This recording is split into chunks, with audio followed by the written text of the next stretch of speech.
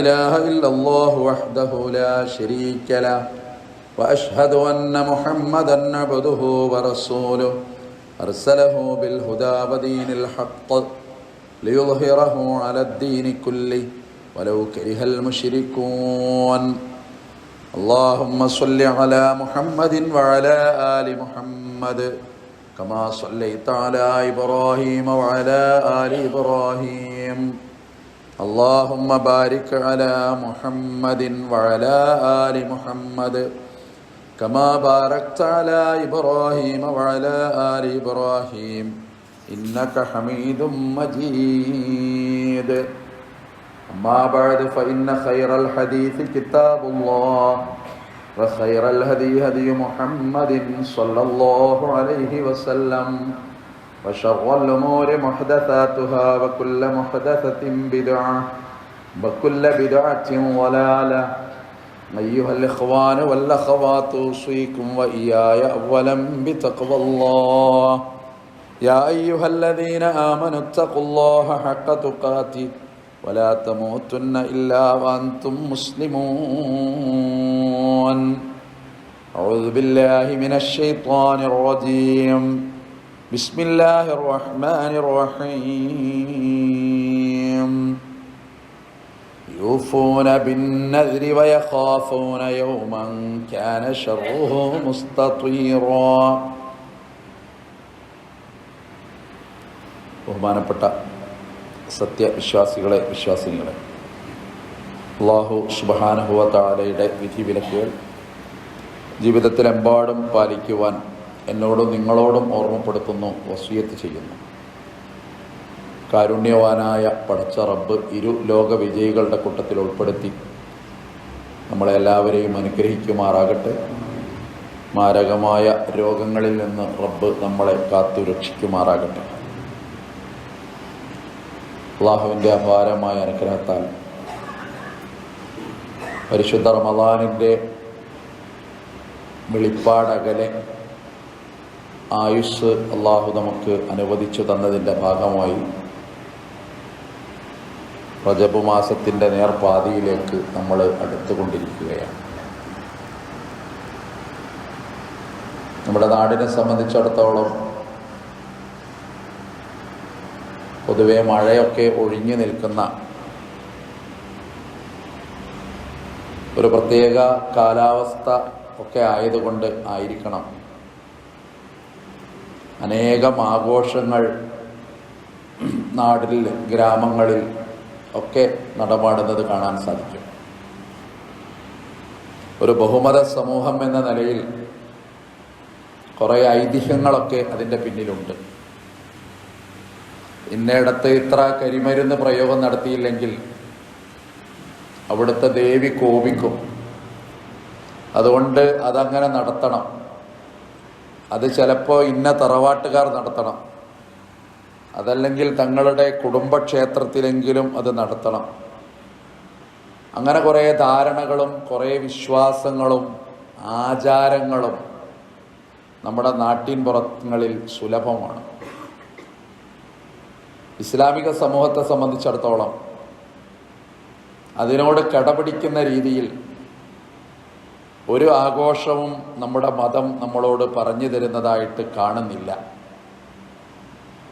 പക്ഷെ അതിൻ്റെ എല്ലാ ആനയാകട്ടെ, അതിൻ്റെ ഗുണങ്ങളാകട്ടെ, അതിൻ്റെ കൊട്ടാകട്ടെ, അതിൻ്റെ അമ്പാരിയാകട്ടെ, അതിൻ്റെ കുറേ സംഗതികളുള്ള മുസ്ലിം പേരുകളിൽ നടക്കുന്ന കുറേ ഉറൂസുകൾ, കുറേ ചടങ്ങുകൾ, ഖബറുമായി ബന്ധപ്പെട്ട കുറേ ആചാര അനുഷ്ഠാന രീതികൾ നമ്മുടെ നാട്ടിലും പ്രദേശങ്ങളിലുമൊക്കെ നടക്കുന്നത് കാണാൻ സാധിക്കും. ഇസ്ലാമിനെ സംബന്ധിച്ചിടത്തോളം, മുസ്ലിങ്ങളെ സംബന്ധിച്ചിടത്തോളം നമുക്കൊരു കാര്യം ചര്യയായി മാറണമെങ്കിൽ, നമുക്കൊരു കാര്യം ദീനായി മാറണമെങ്കിൽ, നല്ലെങ്കിൽ അനുവദിക്കപ്പെടണമെങ്കിൽ പോലും അതിനൊരു നബി തിരുമേനി സ്വല്ലല്ലാഹു അലൈഹി വസല്ലമയുടെ ചര്യ ആവശ്യമാണ്. 23 സംവത്സരങ്ങളിലെ അവിടുത്തെ പ്രബോധന പ്രവർത്തനങ്ങളിലെ 13 കൊല്ലത്തെ മക്ക ജീവിതവും 10 കൊല്ലത്തെ മദീന ജീവിതവും അതിനിടയിലെ അനുഭവങ്ങൾ, സംഭവങ്ങൾ അതിനാവശ്യമാണ്. അവിടുത്തെ വാക്ക് ആവശ്യമാണ്, അവിടുത്തെ പ്രവർത്തനങ്ങൾ ആവശ്യമാണ്, അതല്ലെങ്കിൽ അവിടുത്തെ മൗനാനുവാദമെങ്കിലും ആവശ്യമാണ്.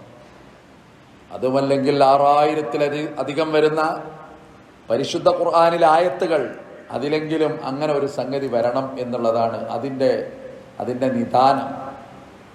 വമാ യൻതിഖു അനിൽ ഹവാ ഇൻ ഹുവ ഇല്ലാ വഹ്യു യൂഹാ. വഹയായിട്ടല്ലാതെ അവിടുന്ന് ഒന്നും നിങ്ങളോട് പറഞ്ഞു പോയിട്ടില്ല. നജ്മ് സൂറത്തിൽ റസൂൽ സല്ലല്ലാഹു അലൈഹി വസല്ലമയുടെ പ്രബോധനത്തിന്റെ നേർ സാക്ഷ്യവുമായി ബന്ധപ്പെട്ട ചില ആയത്തുകൾ അള്ളാഹു പറയുന്നത് കാണാൻ സാധിക്കും. ഇപ്പൊ നമ്മളെ സംബന്ധിച്ചിടത്തോളം നമ്മളായിട്ട് നൽകുന്ന കുറേ പേരുകളുണ്ട്. അവിടെ ഒരു നേർച്ച എന്നാണ് പറയുക, മറ്റുള്ളവർ പൂരം എന്ന് പറയും. നമ്മളതൊരു ഭാഷയുടെ വകഭേദമാക്കി നമ്മൾ അതൊന്ന് ഭംഗിവാക്കാക്കി നേർച്ച എന്ന് പറഞ്ഞ് അതിനൊരു മതത്തിന്റെ മേൽവിലാസം ഒട്ടിച്ചു കൊടുക്കുന്ന ഒരു പ്രവണത പൊതുവെ കാണാൻ സാധിക്കും. ഇസ്ലാമിൽ അങ്ങനെ ഒരു നേർച്ചയുണ്ടോ? ഒരു പഠനം നടത്തുന്നത് ഏവർക്കും നല്ലതാണ്. ധാരാളം അങ്ങനെ കാണും. സമൂഹത്തിൻ്റെ കൂടെ ജീവിക്കുമ്പോൾ നിങ്ങളെപ്പോലെ ഞമ്മക്കുണ്ട് എന്ന് നമ്മളിങ്ങനെ ഒപ്പിച്ചു പറയുന്ന, അങ്ങനെ ഒരു ഒപ്പിക്കുന്ന ഒരു മതത്തിൻ്റെ അനുയായികളായിട്ട് മാറുന്ന ഒരു ദാരുണമായ സ്ഥിതിവിശേഷം പൊതുവെ കാണാൻ സാധിക്കും. ദഹർ സൂറത്തിലെ 7-ാമത്തെ ഒരായത്തുണ്ട്. എൻ്റെ തൊട്ട് മുന്നേക്കെ പറയുന്നത് സ്വർഗത്തിലെത്തുന്ന കുറേ ആളുകളുടെ ഗുണങ്ങളാണ്. അവർ അന്നം കൊടുക്കും പാവങ്ങൾക്ക്, മിസ്കീന്മാർക്ക്, അനാഥകൾക്ക്, തടവ് പുള്ളികൾക്ക്. അങ്ങനെ പറഞ്ഞു വന്നിട്ട് പിന്നെ പറയാ യൂഫൂന ബിന്നദർ, അവര് നേർച്ച നിറവേറ്റുന്നവരാണ്. വയഖാഫൂന യൗമൻ കാന ശർറുഹു മുസ്തത്വീറാ, ആപത്തുകൾ ഭീകരമായി കറങ്ങുന്ന ദിവസത്തെ അഥവാ ഖിയാമത്ത് നാളിനെ അവർ ഭയപ്പെടുന്നവരുമാണ്. ദഹർ സൂറത്തില് അല്ലാഹു റബ്ബുൽ ഇസ്സത്ത് ഈ സംഭവം നമുക്ക് പറഞ്ഞു തരുന്നത് കാണാൻ സാധിക്കും. അപ്പൊ നേർച്ച എന്താണ് എന്നുള്ളത് ഒന്ന് വിലയിരുത്തലും പഠിക്കലും നമുക്ക് ആവശ്യമായി വരികയാണ്. ഇസ്ലാമിലെ നേർച്ച എന്ന് പറഞ്ഞാൽ നിർബന്ധമല്ലാത്ത ഒരു കാര്യം, അനുവദനീയമായ ഒരു കാര്യം, അല്ലെങ്കിൽ സുന്നത്തായ ഒരു കാര്യം അള്ളാഹുവിനെ മുൻനിർത്തി ഞാൻ ചെയ്യാമെന്ന് ഒരാൾ ഉറപ്പിക്കുക, അതിനാണ് നേർച്ച എന്ന് പറയുക. ഉദാഹരണമായിട്ട് തിങ്കളാഴ്ചയിൽ സുന്നത്തായി അനുഷ്ഠിക്കേണ്ട ഒരു സംഗതിയാണ് നോമ്പ്. ഒരാൾ തീരുമാനിക്കുകയാണ്, പടച്ചോനെ ഞാൻ ഇനി മുതൽ എല്ലാ തിങ്കളാഴ്ചയും നോമ്പ് നോൽക്കാൻ തീരുമാനിച്ചു, നിന്നോട് ഞാൻ കരാറ് ചെയ്യുന്നു. അപ്പം അയാളെ സംബന്ധിച്ചിടത്തോളം ഇനി അത് നിർബന്ധമായി മാറി. ഇതൊരു കളിയല്ല, ഒരു വാഗ്ദാനമാണ് അള്ളാഹിനോട്. നദർ എന്ന പദത്തിന്റെ ഭാഷാപരമായ അർത്ഥം വാഗ്ദാനം, അതുപോലെ തന്നെ കരാർ. ഉളുഹിയ്യത്തുമായി ബന്ധപ്പെട്ട് ഖുർആൻ നദർ എന്ന് പ്രയോഗിച്ചത് കാണാൻ സാധിക്കും. മറ്റൊരർത്ഥം ഭയം എന്നാണ്. ഇതൊക്കെ നദർ എന്ന് പറയും. ഇതിനാണ് നമ്മൾ നേർച്ച എന്നും ഭാഷയിൽ പറഞ്ഞു വരാറുള്ളത്. റസൂൽ സല്ലല്ലാഹു അലൈഹി വസല്ലം പറഞ്ഞത് മൻ നദറ, ഒരാൾ നേർച്ച നേർന്നു. ആ നേർച്ചയെ പറ്റി പറയുകയാണെങ്കിൽ യുത്തി അല്ലാഹ്, അത് അള്ളാഹുവോട് അനുസരണമുള്ള തരത്തിലുള്ള നേർച്ചയാണ്. ഫൽ യുഅ്തിഹി, അതയാൾ നിറവേറ്റണം. പടച്ചോനെ ഇഷ്ടപ്പെടുന്ന ഒരു കാര്യമായിരിക്കും അത്, അതയാൾ നിറവേറ്റണം. വമൻ നദറ, ഇനി ഒരാൾ നേർച്ച നേർന്നു അൻ യഅ്സിയഹു, അല്ലാഹുവിനോടുള്ള ധിക്കാരത്തെ, പടച്ചവൻ ഇഷ്ടപ്പെടാത്തൊരു കാര്യത്തെ, ഹറാമായ ഒരു കാര്യത്തെ അത് ഞാൻ ചെയ്യാന്നാണ് അയാൾ നേർച്ചയാക്കിയത്.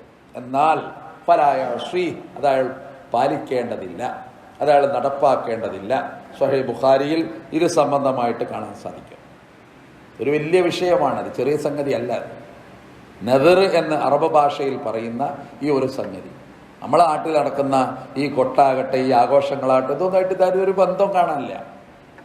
പുണ്യമായ സംഗതികൾ ഇപ്പൊ പൊതുവെ നമ്മൾ കാണുന്ന ഒരു സംഗതിയുണ്ട്. ഇസ്ലാം കുറിച്ച് എന്ത് പറയുന്നു? ഇപ്പോൾ കുട്ടിക്ക് അസുഖമാണ്, ഒരു ഉദാഹരണം, നാട്ടുപുറത്തൊക്കെ നമ്മൾ കാണാറുള്ളതാണ്. കുട്ടിക്ക് വലിയ അസുഖമായി, അപ്പം നമ്മളൊരു നേർച്ചയുണ്ട്, ആ കുട്ടി റബ്ബേ ഈ കുട്ടിയുടെ അസുഖം മാറിയാൽ ഞാൻ പള്ളിക്കൽക്ക് പിന്നെ ഒരു ചാക്ക് സിമെന്റ് കൊടുക്കും, അല്ലെങ്കിൽ ഞാൻ എന്തെങ്കിലും കൊടുക്കും, 1000 രൂപ കൊടുക്കും. ഒരാളിങ്ങനെ നേർച്ചയാക്കാന്ന് വിചാരിക്കും. അങ്ങനെ ഒരു നേർച്ച ഇസ്ലാമിലില്ല. മനസ്സിലാക്കേണ്ട ഒരു സംഗതിയാണ്. കാരണം അള്ളാഹ്ക്ക് ഒരു നിബന്ധന നമ്മൾ അങ്ങോട്ട് വെച്ചു കൊടുക്കുകയാണ്, ഒരു ഷർത്ത് അള്ളാഹ്ക്ക് വെച്ചു കൊടുക്കുക. പടച്ചോനെ എൻ്റെ പള്ളിക്കൽക്ക് വേണമെങ്കിൽ എൻ്റെ ഒരു ചാക്ക് സിമൻറ്റ് കിട്ടണമെങ്കിൽ എൻ്റെ കുട്ടറെ സൂക്കട് മാറ്റിക്കോ എന്ന് പറയുന്ന ഒരു ധിക്കാരത്തിൻ്റെ മറുവശം അതിന് പിന്നിൽ ഒളിച്ചിരിപ്പുണ്ട്. നെദർ മുഖയ്യദ്, നെദർ മുജാവദ് എന്നൊക്കെ അതിന് അറബ് ഭാഷയിൽ പറയാറുണ്ട്. അങ്ങനെ ഒരു നേർച്ച ഇല്ല എന്നാ പറയുന്നത്. പിന്നെ നേർച്ച ഇങ്ങനെ ഉണ്ട്, പഠിച്ചോനെ എൻ്റെ കുട്ടിയുടെ അസുഖം മാറ്റണം, ഞാനിതാ നിനക്ക് വേണ്ടി പള്ളിയിലേക്ക് ഇന്നത് കൊടുക്കാൻ പോകുന്നു. ഒരു നിബന്ധനയില്ല അള്ളാഹിനോട്. അപ്പൊ അള്ളാഹു അസുഖം മാറ്റിയേക്കാം, മാറ്റാതിരുന്നേക്കാം, എന്തായിരുന്നാലും അത് കൊടുക്കൽ നിർബന്ധമാണ്. നാട്ടിൻപുറത്ത് നമ്മൾ പരമ്പരാഗതമായി കാണുന്നതൊക്കെ അങ്ങനെയാണ്. ചെറുക്കന് വിസ വന്നാൽ, അല്ലെങ്കിൽ ചെക്കൻ ആ ജോലി കിട്ടിയാൽ, അങ്ങനെ ഒരു നേർച്ച ലോക ചരിത്രത്തിൽ ഇസ്ലാം പരിചയപ്പെടുത്തിയിട്ടില്ല. എങ്ങനെ വേണമെങ്കിൽ എവിടെയും പരിശോധിക്കാം. അങ്ങനെ ഒരു നേർച്ച ഇല്ല. കാരണം അങ്ങനെ ഒരു നേർച്ച ഉണ്ടെങ്കിൽ അള്ളാഹ്ക്ക് നമ്മളൊരു നിബന്ധന അങ്ങോട്ട് ഇട്ട് കൊടുക്കുന്ന ഏർപ്പാടാണ്. അതൊരിക്കലും ഹക്കീമും അലീമും അല്ലാമുൽ ഗുയൂബുമായ പടച്ചറബിനോട് നമുക്ക് ചെയ്യാൻ പാടില്ലാത്തതുമാണ്. ഹറാമായ സംഗതി ആണ് നമ്മൾ അബദ്ധത്തിൽ നേർച്ച ചെയ്തത് എന്ന് വിചാരിക്കുക, അറിവില്ലായ്മ കൊണ്ടോ മറ്റോ. എന്താ അതിന് പ്രായശ്ചിത്തം? അതിന് പ്രായശ്ചിത്തമുണ്ട്. ഇനി ഒരു നേർച്ച ചെയ്തു നടപ്പാക്കാൻ കഴിഞ്ഞില്ല, നമുക്കത് ചെയ്യാൻ കഴിഞ്ഞില്ല, എന്തു ചെയ്യും? അതിന് കഫാറത്ത് എന്നൊരു പറഞ്ഞൊരു ഏർപ്പാട് ഖുർആൻ പറയുന്നുണ്ട്.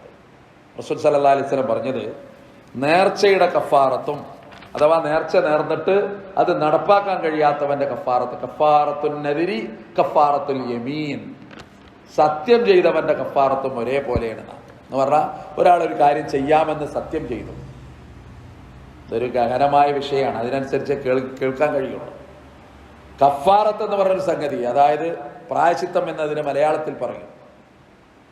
ഒരാളൊരു കാര്യം സത്യം ചെയ്തു, അയാൾക്കത് നടപ്പാക്കാൻ പറ്റിയില്ല, എന്താ അതിന് പരിഹാരം? അള്ളാഹിന്റെ പേരിലെ സത്യം ചെയ്യാൻ പാടുള്ളൂ. അങ്ങനെ സത്യം ചെയ്തൊരു കാര്യം അയാൾക്ക് നടപ്പാക്കാൻ സാധിച്ചില്ല, എന്തുകൊണ്ടോ? അതിന് കഫാറത്ത് നിർബന്ധമാണ്.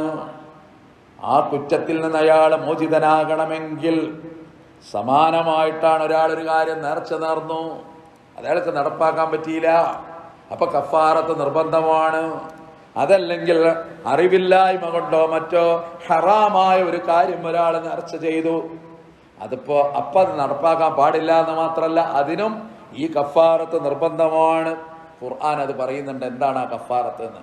കഫാറത്തുഹു ഇത്ആമു അശറതി മസാകീൻ മിൻ ഔസതി മാ തുത്ഇമൂന അഹ്ലീകും.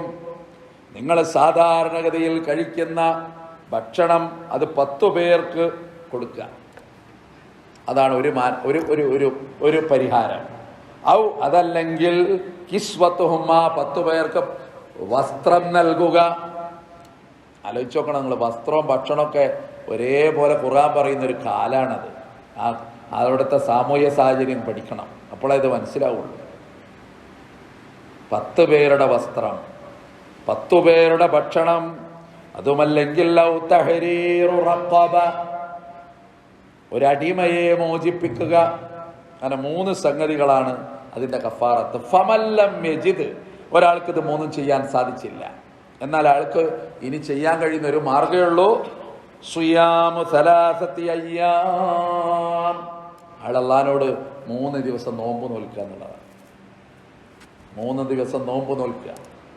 ഈ ആദ്യം പറഞ്ഞ കാര്യങ്ങൾ ചെയ്യാൻ കഴിയില്ലെങ്കിലാണ് ആ പറഞ്ഞത് കേട്ടോ. ആദ്യം തന്നെ നോമ്പ് നോൽക്കാന്നല്ല പറഞ്ഞത്, ഫമല്ലം യജിദ് എന്നാ പറയൂ. മേലിൽ പറയപ്പെട്ട 3 സംഗതികൾ അത് ചെയ്യാൻ പറ്റുകയാണെങ്കിൽ അത് ചെയ്യണം. 10 ആൾക്ക് വസ്ത്രം കൊടുക്കണം, അതല്ലെങ്കിൽ 10 ആൾക്ക് അന്നം കൊടുക്കണം, അതല്ലെങ്കിൽ ഒരു അടിമയെ മോചിപ്പിക്കണം. നിർബാധം അടിമകളുള്ള ഒരു കാലത്തിറങ്ങുന്ന നിയമമാണ്. ഇസ്ലാമിലെ അടിമ സമ്പ്രദായത്തെക്കുറിച്ച് ഒരാൾ പഠിച്ചാൽ അവർ പോലും അറിയാതെ ആദ്യത്തെ നൂറ്റാണ്ടുകൾ കൊണ്ട് തന്നെ അടിമ അപ്രത്യക്ഷമായി. കാരണം ഏത് കഫാറത്തിലൊരു അടിമമോചനം വരും, ഏത് പ്രായശ്ചിത്തത്തിൽ ഒരു അടിമമോചനം വരും. ഇത് മാത്രമല്ല, ഒരുപാട് സംഗതികളിൽ വരും. അപ്പോ അറിയാതെ, അവര് പോലും അറിയാതെ എത്രയോ ആളുകൾ സ്വതന്ത്രരാകുന്ന ഒരു കാലം വന്നു. ഞാൻ പറഞ്ഞു വന്നത് അത് ഇതിന്റെ കൂടെ ചേർത്ത് വായിക്കേണ്ട സംഗതിയാണ്. അതുകൊണ്ട് വമാ അൻഫഖതും മിൻ നഫഖത്തിൻ ഔ നദർതും മിൻ നദർ ഫഇന്നല്ലാഹ യഅലമു വമാ ലിൽളാലിമീന മിൻ അൻസാർ. നിങ്ങൾ ചെലവഴിക്കുന്നത് അല്ലെങ്കിൽ നിങ്ങൾ നേർച്ച ചെയ്യുന്നത് അത് അല്ലാഹുവിനറിയാം, അള്ളാഹു ഒരിക്കലും അക്രമികളോട് സഹായം പുലർത്തുന്നവനല്ല, അക്രമികളെ സഹായിക്കുന്നവനല്ല. ഇതൊക്കെ ഖുർആൻ പറയുന്നുണ്ട്. ഉമർ ഇബ്നുൽ ഖത്താബ് റളിയല്ലാഹു അൻഹു റസൂൽ സല്ലല്ലാഹു അലൈഹി വസല്ലം അടുത്ത് വന്നു. എന്നിട്ട് പറഞ്ഞു, കുൻതു നദർതു ഫിൽ ജാഹിലിയ്യ, അള്ളാന്റെ റസൂലെ, ഞാൻ ജാഹിലിയ്യ കാലത്ത് ഒരു കാര്യം നേർച്ച ചെയ്തു.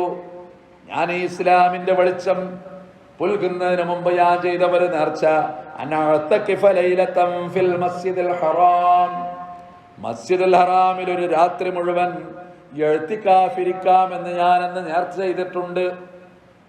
ഞാൻ എന്താ ചെയ്യേണ്ടതെന്നാണ് ഇസ്ലാമൊക്കെ വന്നതിന് ശേഷം ഉമർ റളിയല്ലാഹു അൻഹു റസൂൽ സല്ലല്ലാഹു അലൈഹി വസല്ലം ചോദിക്കുന്നത്. ഖാല, അവിടുന്ന് മറുപടി, ഫഔഫി ബിനദിരിക്, ഉമറേ, നിന്റെ നേർച്ച നീ നിറവേറ്റുക. സ്വഹീഹ് ബുഖാരിയിൽ കാണുന്ന ഒരു ഹദീസാണ്. അപ്പൊ അനുവദനീയമായ സംഗതി, അത് ഏത് കാലത്ത് നേർച്ച നേർന്നാലും അത് നിറവേറ്റണം എന്ന് വന്നു. ഒരു സഹാബി റസൂലുള്ളാഹിന്റെ അടുത്ത് വരികയാണ്. അദ്ദേഹത്തിന്റെ പേര് സഅദ് ബിൻ ഉബാദ് അൽ അൻസ്വാരി, അൻസാരിയായ സഹാബിയ.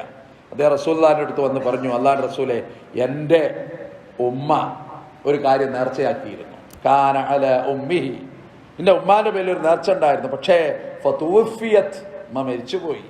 ഖബല അൻ തഖ്ലിയഹു, ആ നേർച്ച നിറവേറ്റുന്നതിന് മുമ്പ് എൻ്റെ ഉമ്മ മരിച്ചുപോയി. ഞാൻ എന്താ ചെയ്യാന്നാ റസൂലുള്ളാഹി മോനോട് പറഞ്ഞു, മോനെ, നീ അത് നിറവേറ്റുക എന്നാണ്. ഇങ്ങനൊക്കെ അല്ലാതെ നേർച്ച ഇസ്ലാമിൽ കാണാനില്ല. പിന്നെ ആരെ ഇതിനൊക്കെ നേർച്ച എന്ന് പറഞ്ഞത്? അല്ലാഹു അഅലം. പരമ്പരാഗതമായി ഇങ്ങനെ പറഞ്ഞു വരിക, അവിടെ ഒരു നേർച്ച, നമ്മൾ നേർച്ചക്ക് പോവുക, ആ ഒരു വാക്കന്നെ ഉപയോഗിക്കാൻ പാടില്ല, അങ്ങനൊരു സംഗതിയേ ഇല്ല തന്നെ. ആകെ നേർച്ച എന്ന് പറഞ്ഞാൽ അനുവദനീയമായൊരു സംഗതി, അല്ലെങ്കിൽ സുന്നത്തായൊരു സംഗതി, അത് ഞാൻ ചെയ്യാമെന്ന് അള്ളാഹിന്റെ പേരിൽ ഒരാൾ ചെയ്യുന്നതിനാണ്, പ്രതിജ്ഞ ചെയ്യുന്നതിനാണ് നേർച്ച എന്ന് പറയാറുള്ളത്. പുണ്യപ്രവാചകൻ സല്ലല്ലാഹു അലൈഹി വസല്ലം, ഖബർ ഒരു വലിയ വിഷയമാണ്, നമുക്കൊക്കെ പോകാനുള്ളതുമാണ്, അതൊരു വികാരമാണ്, അതൊരു യാത്രയാണ്, അതൊരു പറിച്ചു നടലാണ്.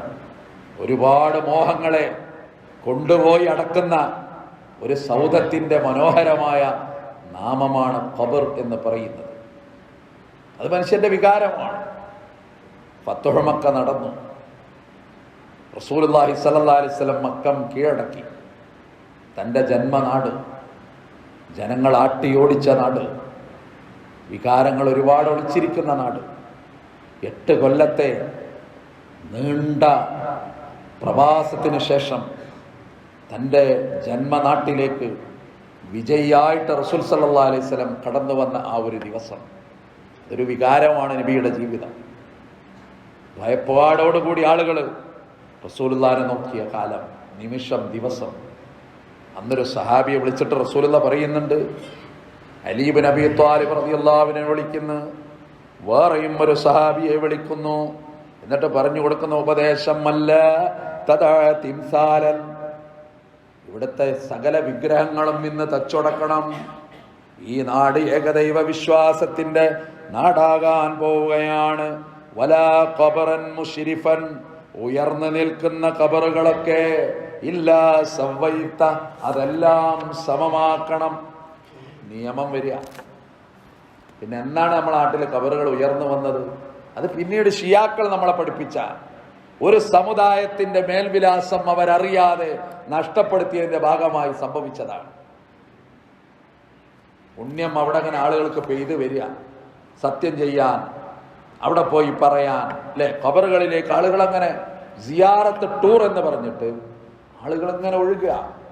വിഷമവും പ്രയാസവും ദുഃഖവും ദുരിതവും ആദ്യം വ്യാധിയൊക്കെ പറയാൻ,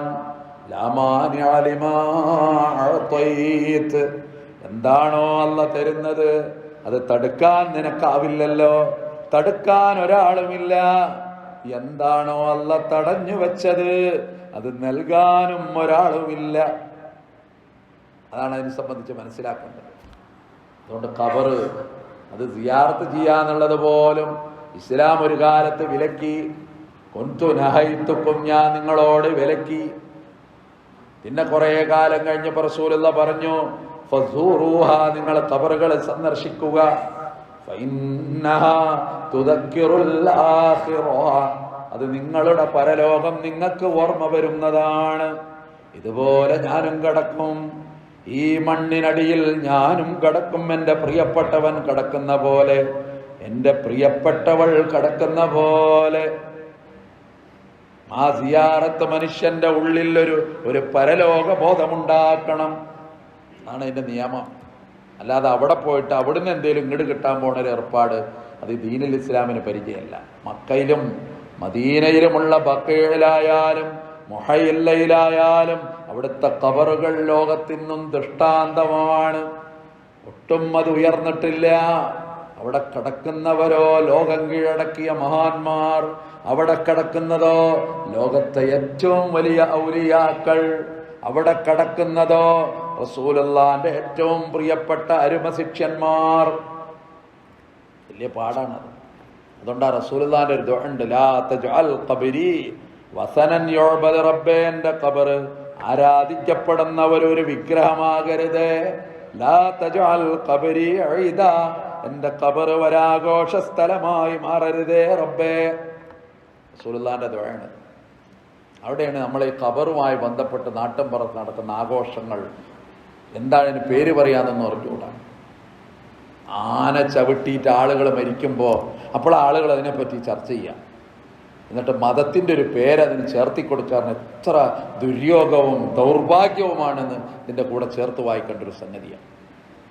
ഇങ്ങനെ കുറേ ആഘോഷങ്ങൾ അറിഞ്ഞോ അറിയാതെയോ നമ്മളിങ്ങനെ അല്ലേ, മറ്റു മതസ്ഥരുടെ ആഘോഷങ്ങൾ ധാരാളം നടക്കും. പല പേരുകൾ അതിനുണ്ടാവും. പൂരെന്ന് പറയും, താലപ്പിരി എന്ന് പറയും, പലതും പറയും. നമുക്കെന്താ പണി? നമ്മളൊന്ന് പോയി നോക്കൂ. എന്നിട്ട് നമ്മൾ അവിടുത്തെ ഒരാളായിട്ട് ഇങ്ങനെ അത് ശ്രദ്ധിക്കേണ്ട സംഗതിയാണ്.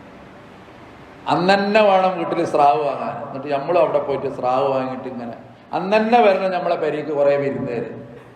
ഞാൻ അതിൻ്റെ ആളൊന്നുമല്ല, ഇങ്ങനെ ഒരാളാണ് പറഞ്ഞിട്ട് അങ്ങനെ ഒരു നിലപാട്, ഒരഴ കുഴമ്പൻ എന്നൊക്കെ ഭാഷയിൽ പറയാവുന്ന തരത്തിൽ അങ്ങനെ ഒരു സംഗതി സൂക്ഷിക്കേണ്ടതാണ്. ഇത് തൗഹീദുമായി ബന്ധപ്പെടുന്ന വിഷയമാണ്. ഇത് ഏകദൈവ വിശ്വാസവുമായി ബന്ധപ്പെടുന്ന വിഷയമാണ്. റസൂലുള്ളാഹിനോട് പറഞ്ഞല്ലോ അവര്, ഞങ്ങളെ ഈ വിഗ്രഹങ്ങളെ കാണുമ്പോൾ വെറുതെ ഒന്ന് കൈ ആംഗ്യം വെച്ചാൽ മതി, ഇങ്ങനെ കാണിച്ചാൽ മതി, ഞങ്ങൾ നിന്റെ റബ്ബിനെ ആരാധിക്കും. ആയത്തങ്ങൾ വന്നു, നബിയേ ഖുൽ യാ അയ്യുഹൽ കാഫിറൂന ലാ അഅ്ബുദു മാ തഅ്ബുദൂൻ, നിങ്ങൾ ആരാധിക്കുന്നതിനെ ആരാധിക്കാൻ എനിക്ക് നിവൃത്തിയില്ലല്ലോ, ഇബാദത്ത് ഞാൻ ചെയ്യൂല. ലക്കും ദീനുക്കും വലിയ ദീൻ, നിങ്ങൾക്ക് നിങ്ങളുടെ മതമാണ്, എനിക്ക് എൻ്റെ മതമാണ്. അതുകൊണ്ട് ഖബറുമായിട്ട് ബന്ധപ്പെട്ട് പഠിക്കണം. നിസ്കാരം പാടില്ലാത്ത സ്ഥലങ്ങളെന്ന് പരിചയപ്പെടുത്തിയോടത്ത് ഒന്ന് ഖബറാണ്, നിസ്കാരം പാടില്ലാതാണ്. പിന്നെ ഒന്ന് ബാത്റൂമാണ്, മറ്റൊന്ന് അറവുശാലയാണ്. അവിടെ ഒന്നും നിസ്കാരം പാടില്ല എന്നാണ്. ഖബറിൻ്റെ അവിടെ ഒരു നിസ്കാരമുണ്ട്, ഒറ്റ നിസ്കാരം. അതേതാ നിസ്കാര? അത് മയ്യത്ത് നിസ്കാരം. എപ്പോ മയ്യത്ത് നിസ്കാരം അയാൾക്ക് വേണ്ടി നിർവഹിക്കാൻ കഴിഞ്ഞില്ല, അയാളെ മറവ് ചെയ്തിട്ടുണ്ട്, നമ്മൾ അവിടെ എത്തിയപ്പോൾ ഖബറിൻ്റെ അവിടെ പോയി നിസ്കരിക്കാവുന്നതാണ്. റസൂൽ സല്ലല്ലാഹു അലൈഹി വസല്ലം അങ്ങനെ നിർവഹിച്ചു കാണുന്നുണ്ട്. ആ ഒരു നിസ്കാരമല്ലാതെ വേറെ ഖബറിൻ്റെ അവിടെ ഒരു നിസ്കാരമില്ല. ആ പറഞ്ഞ ഖബർ ഒരു വികാരമാണ്, ഖബർ ഒരു വികാരമാണ്. ഖബർ മയ്യത്തും ഒരു വികാരമാണ്. അള്ളാഹുവിൻ്റെ ദീൻ എത്ര കൃത്യമാണെന്നറിയുമോ? എല്ലാ നിസ്കാരത്തിലും ഒരു ഫാത്തിഹയുണ്ട്. അത് കഴിയുമ്പോൾ പിന്നെ നേരെ ഒരു റുക്കൂ, മനുഷ്യന്റെ ശരീരം ഒന്നിങ്ങനെ കുനിയും. അത് കഴിയുമ്പോൾ പിന്നെ ഒരു സുജൂദ്. മനുഷ്യൻ എല്ലാ അർത്ഥത്തിലും ശരീരം കൊണ്ടും മനസ്സുകൊണ്ടും അല്ലാഹുവിന്റെ മുമ്പിൽ അവനിങ്ങനെ വിനീത വിധേയനായി കിടക്കണം. പ്രിയപ്പെട്ടവൻ മരിച്ചപ്പോ അള്ളാഹു ഒരു നിയമം തന്നു, റസൂലുള്ള പഠിപ്പിച്ചു, അയാൾക്ക് വേണ്ടി ഒരു മയ്യത്ത് നിസ്കാരം. അപ്പൊ ഒരു വികാരമാണ്. നേരെ മുമ്പിൽ കിടക്കുന്നത് ബാപ്പയാണ്, അതല്ലെങ്കിൽ ഉമ്മയാണ്, അല്ലെങ്കിൽ ഒരുപാട് സ്നേഹം ചുരിഞ്ഞു തന്നവനാണ്, ഏതോ അർത്ഥത്തിലെ രക്ഷിതാവാണ്, ഏതോ അർത്ഥത്തിലെ പ്രിയപ്പെട്ടവനാണ്. നീ നൃത്തം മാത്രം മതി, ഒരിക്കലും നീ കുനിയണ്ട. മയ്യത്ത് നിസ്കാരത്തിലെ ഒരു റുക്കൂ അള്ളാഹു എടുത്തു കളഞ്ഞു, ഒരു സുജൂദ് അവിടെ വേണ്ട. നിന്റെ മനസ്സിൽ ഒരു പക്ഷേ അള്ളാഹ് കാണെങ്കിലും അത് കാലക്രമത്തിൽ എന്താകും എന്നറിഞ്ഞുകൂടാ. അങ്ങനെ ഒരു വിനീതമായ നിന്റെ ശാരീരിക രൂപം ഒരു മയ്യത്ത് നിസ്കാരത്തിൽ നിന്ന് അല്ലാഹ് പറിച്ചെടുത്തു. അതാ ഇസ്ലാമിന്റെ തൗഹീദ്. എത്ര സൂക്ഷ്മതയാണ് അള്ളാഹുവും അവന്റെ പ്രവാചകനും ഈ വക കാര്യത്തിൽ കാണിക്കുന്നത് എന്നുള്ളത് പഠന വിധേയമാക്കേണ്ടതാണ്. അതാണ് ഖബർ വികാരമാണ്, മരണം വികാരമാണ്. പ്രിയപ്പെട്ടവൻ അവിടെ കടന്നാൽ അതതിലേറെ വികാരമാണ്. അതുകൊണ്ടാണ് ലാത്തയുടെ മരണം അവരെ കരയിപ്പിച്ചു. ആ മധുരപാനീയത്തിന്റെ ഓർമ്മ അവർ ഓർത്തോർത്ത് കരഞ്ഞു. പിന്നെ ആ തലമുറ ചെയ്തതാ ലാത്തയുടെ ഒരു രൂപം. അടുത്ത തലമുറ വന്നപ്പോൾ അതൊരു വിഗ്രഹം. കാലങ്ങൾ കടന്നു പോയപ്പോ ലാത്തക്ക് പൂജ അർപ്പിക്കുന്നവർ അറബ്യൻ സമൂഹത്തെ കണ്ടിട്ട് ദഅവത്ത് നടത്താൻ റസൂലുള്ള വരുന്ന രംഗം. അതുകൊണ്ടാണ് സൂക്ഷ്മതക്ക് വേണ്ടി ഇതൊക്കെ ഇസ്ലാം ഒഴിവാക്കിയത്. അതുകൊണ്ടാണ് ഈ ഖബറിന്റെ അടുത്തുള്ള ഈ വക ഏർപ്പാടുകൾ നഖശികാന്തം ഇസ്ലാം ദീൻ എതിർത്തത്. നഖശികാന്തത എതിർത്തു. എത്രത്തോളം എന്ന് ചോദിച്ചാൽ നഹാ റസൂലുള്ളാഹി സ്വല്ലല്ലാഹു അലൈഹി വസല്ലം, റസൂലുള്ള വിരോധിച്ചു ഖബർ കുമ്മായമിടുന്നതിനെ. എൻ്റെ വാപ്പയാണൊന്ന് ഉഷാറായിക്കോട്ടെ, പെയിൻ്റൊക്കെ അടിച്ച് ഇങ്ങനെ ടൈൽസൊക്കെ ഒട്ടിച്ച് അങ്ങനെ ഒരു ഏർപ്പാട് റസൂലുള്ള വിരോധിച്ചു. നമ്മുടെ നാട്ടിലെ ക്രൈസ്തവ സഹോദരന്മാർ പഠിപ്പിച്ച ഒരേർപ്പാടാണത്. നമുക്കും ആൾക്കാർക്ക് ഇങ്ങനെ തോന്നുകയാണത്. അത് തിരക്കിടില്ല പരിപാടി. വാപ്പ ഏതായാലും ഇപ്പോൾ പെരിയിലുള്ള കാലത്ത് നമ്മളൊന്നും ചെയ്തിട്ടില്ലെങ്കിൽ ഇന്നപ്പോൾ അവിടെ കിടക്കുമ്പോൾ ഒന്ന് ഉഷാറായിക്കോട്ടെ എന്നൊരു ധാരണയാണ്. അല്ലാഹു അഅലം.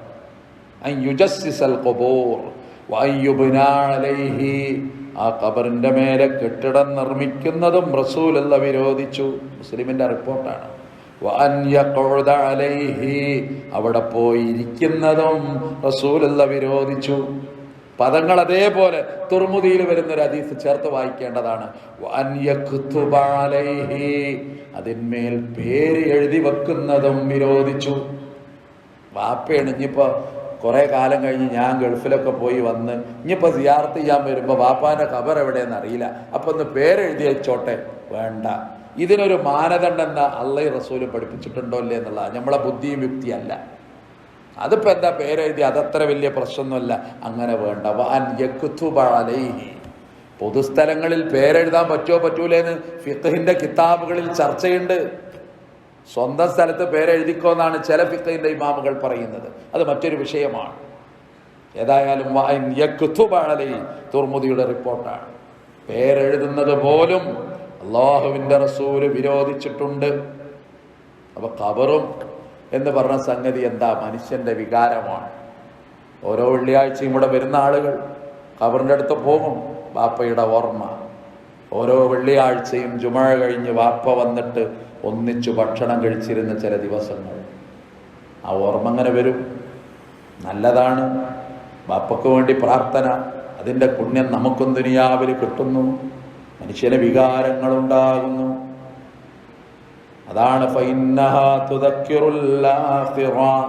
അത് പരലോകം മനുഷ്യനെ ഓർമ്മിപ്പിക്കാൻ അള്ളാഹുവിന്റെ റസൂല് നിയമമാക്കിയതാണ്. ആ അർത്ഥത്തിൽ അതിനെ കാണാൻ സാധിക്കണം. ഖബർ സിയാറത്ത് പുണ്യമാണ്. ആ അർത്ഥത്തിൽ അതിനെ കാണാൻ സാധിക്കണം. അത് ഈ പരലോകത്തിന്റെ ഓർമ്മ നമുക്കുണ്ടാക്കിയെടുക്കുവാൻ വേണ്ടിയുള്ളതാണ് എന്നറിയാൻ സാധിക്കണം.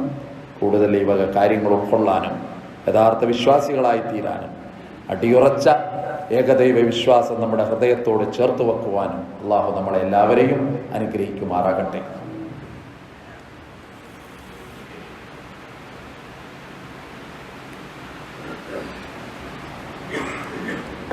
അൽഹംദുലില്ലാഹി റബ്ബിൽ ആലമീൻ വസ്സലാത്തു വസ്സലാമു അലാ അഷ്റഫിൽ മുർസലീന വഅലാ ആലിഹി വസഹ്ബിഹി അജ്മഈൻ. ഇത്തഖുല്ലാഹ് ഇബാദല്ലാഹ് സാനിയൻ ബിത്തഖ്വല്ലാഹ്. ബഹുമാന്യ സഹോദരി സഹോദരങ്ങളെ, ഒരിക്കൽ കൂടി തഖ്വ കൊണ്ട് വസിയത്ത് ചെയ്യുന്നു. നമ്മിൽ നിന്ന് മരണപ്പെട്ടു പോയ നമ്മുടെ പ്രിയപ്പെട്ടവരുടെ ഖബറിടം അള്ളാഹു സ്വർഗ്ഗതുല്യമാക്കി കൊടുത്ത് അനുഗ്രഹിക്കുമാറാകട്ടെ. അവരുടെ പാപങ്ങളൊക്കെ അള്ളാഹു പുറത്തു മാപ്പാക്കി തരുമാറാകട്ടെ. ജീവിതത്തിൽ ദീന് നിഷ്കർഷിക്കുന്ന കാര്യങ്ങൾ ചെയ്യാൻ നമുക്ക് അള്ളാഹു തൗഫീഖ് തന്ന് അനുഗ്രഹിക്കുമാറാകട്ടെ. നമ്മളെ മക്കളെ നല്ല മക്കളാക്കി തന്ന് കൺകുളിർമയുള്ള കുടുംബമാക്കി തന്ന് അള്ളാഹു നമ്മളെയൊക്കെ അനുഗ്രഹിക്കുമാറാകട്ടെ. രോഗങ്ങളിൽ നിന്ന് പരീക്ഷണങ്ങളിൽ നിന്ന് അള്ളാഹു നമ്മളെ കാത്തുരക്ഷിക്കുമാറാകട്ടെ. വിഷമങ്ങളും പ്രയാസങ്ങളും നമ്മുടെ ജീവിതത്തിൽ നിന്നുള്ള ദൂരീകരിച്ചു തന്ന് നമ്മളെ അനുഗ്രഹിക്കുമാറാകട്ടെ. ലോകത്തിൻ്റെ നാനാഭാഗത്ത് കഷ്ടപ്പാട് പ്രയാസം അനുഭവിക്കുന്ന നമ്മളെ പ്രിയപ്പെട്ട സഹോദരി സഹോദരന്മാരുടെ വിഷമങ്ങളും കഷ്ടപ്പാടുകളും അറുതികളും അള്ളാഹു അവർക്ക് തീർത്തു കൊടുത്ത് അവർക്ക് അനുഗ്രഹം പ്രദാനം ചെയ്തു കൊടുക്കുമാറാകട്ടെ. اللهم اغفر للمؤمنين والمؤمنات والمسلمين والمسلمات الأحياء منهم والأموات إنك مجيب الدعوات. ربنا اغفر لنا ولإخواننا الذين سبقونا بالإيمان ولا تجعل في قلوبنا غلا للذين آمنوا